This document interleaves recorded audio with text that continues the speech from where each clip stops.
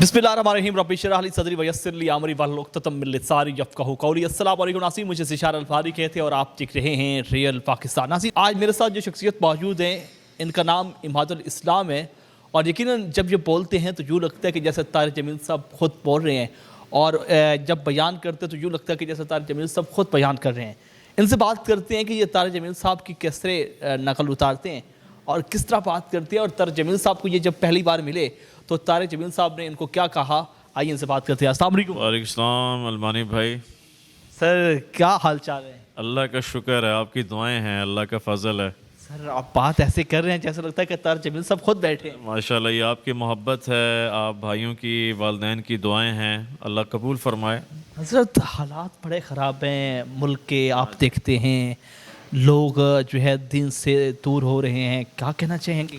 इस पे ये कहूँगा कि अब तमाम आपके चैनल के नाज़रीन को, तमाम भाइयों बहनों से हम जो है इज्तिमाई तौर पर तौबा इस्तिग़फ़ार करें।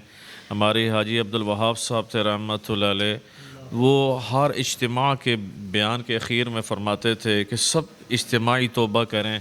तो एक ही हल है, मसाइल का हल एक ही सल्यूशन है, हम इज्तिमाई तौबा कर लें, अल्लाह से हम रुजू कर लें, अल्लाह को राज़ी कर लें, अल्लाह की मान के, अल्लाह के नबी अलैहि सलाम की मान के ज़िंदगी बसर करें तो दुनिया और आखिरत में अल्लाह खुशियाँ अता फरमाएगा।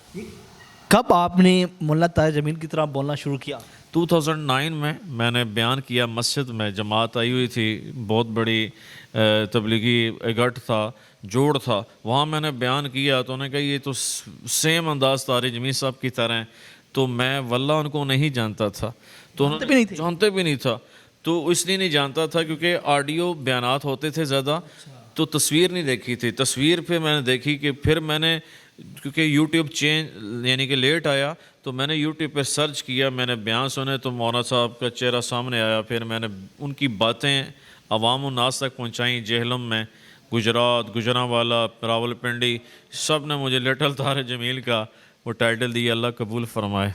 हज़रत मुझे बताइएगा कि जब आपकी पहली मुलाकात हुई मुल्ला तारिक जमील साहब के साथ तो किस तरह मुलाकात हुई, क्या बातें हुई और क्या कहा उन्होंने? पहली मुलाकात मेरी वैसे जेलम स्टेडियम में हुई थी और मुसाफे की हद तक, मगर रूबरू आपस में जैसे यानी कि बाकायदा मुस्तनद तौर पर, बाज़ाब्ता तौर पर बैठा। तो मैं तलम्बा उनके घर गया और उनसे मुलाकात की तो उन्होंने मुझे बहुत अप्रिशिएट किया। उन्होंने मेरी ऑलरेडी वीडियोस देखी हुई थी।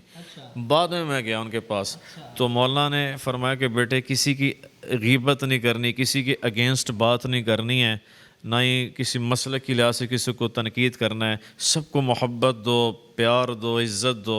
वही मैं बातें आज अल्हम्दुलिल्लाह लेकर चाह रहा हूँ। अच्छा मुझे बताएं कि जिस तरह वो बयान करते हैं, कौन सा बयान आपको याद है जो आप सुनाते हैं, जो उनकी शायर व शायरी? हाँ जी, शेर व शायरी, कभी यारश पर, कभी फारश पर, कभी उनके दर, कभी दर बदर, गम आशिकी तेरा शुक्रिया मैं कहाँ कहाँ से गुज़र गया, कभी रास्तों में तन्हा, कभी हूँ गरूद सहरा, मैं जनू का हम सफ़र हूँ, मेरा कोई घर नहीं है, अजल ही ने छोड़ा न किसरा न धारा, इसी से सिकंदर सिफाते बेहारा, हर एक ने क्या क्या न हसरत से धारा, पड़ा सब रह गया यूं ही ठौठ सारा, जगह जी लगाने की दुनिया नहीं है, ये इबरत की जा है तमाशा नहीं है। बस अल्लाह कबूल करे।